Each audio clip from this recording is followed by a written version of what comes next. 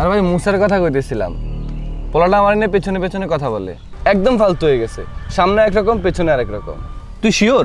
Sure মানে অবশ্যই sure.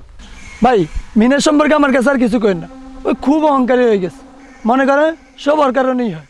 ওর জন্য এত কিছু করলাম, আর দিন শেষে ওই বন্ধুত্বের কোনো মূল্যই বুঝলো না। ওর মতো ফাউল পোলা আপনার লগে ভাই সম্পর্ক রাখার দরকার নেই। তুই মুসা সম্পর্কে এত বাজে ধারণা রাখস? ও তো তোকে নিয়ে অনেক প্রশংসা করলো। ও তো বললো মিনাজ না হইলে আজকে আমি এই পর্যায়ে আসতে পারতাম না। ঝগড়া হইলে কী হয়েছে, মিনাজ ছেলেটা অনেক ভালো। আর তুই কী বলতেছিস এটা? তুই মিনাজ সম্পর্কে এত খারাপ ধারণা রাখস? ও তো তোর সম্পর্কে প্রশংসা করলো। ও তো বলতেছে ঝগড়া হয়েছে, কী হয়েছে, ও আমার অনেক উপকার করছে, মুসা ছেলেটা অনেক ভালো। কিন্তু তুই কী কইতেছিস এটা? ভাই সত্যি কইতেছেন? হ্যাঁ সত্যি কইতেছি। কি বলেন ভাই, ওই আসলে এমন কথা বলছে? আরে রাগ থাকতেই পারে, কিন্তু মানুষের ভালো দিক ভুলে যাওয়া ঠিক? ভাই একটা কথা বলি। হ্যাঁ বল। আমি তো তোমার সাথে দুই জায়গায় ছিলাম, হুম।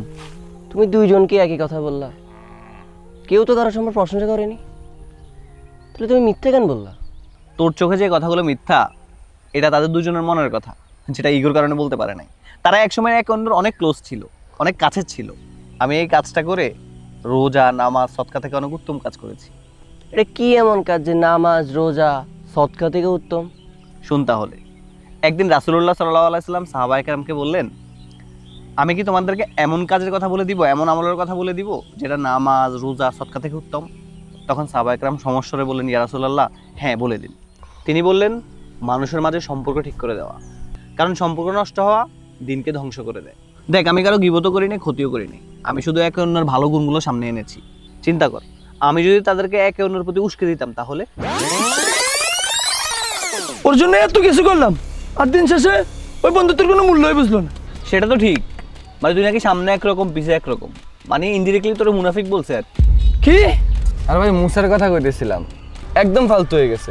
সামনে একরকম, পেছনে আরেক রকম। হ্যাঁ তুই ঠিক বলছিস। আরে ও তো বলতেছে তোর নাকি অহংকার বেড়ে গেছে, আরো কত আজে বাজে কথা। কি রে ওই, তুই নাকি আমার নিয়ে উল্টাপাল্টা কথা কস? শুধু আমি কই, তুই তো কস। কি কইছি আমি? এই দুইজন মানুষের সম্পর্ক ঠিক করতে আমি যে কাজটা করেছি, আল্লাহ তাআলার কাছে এটা অনেক প্রিয় কাজ।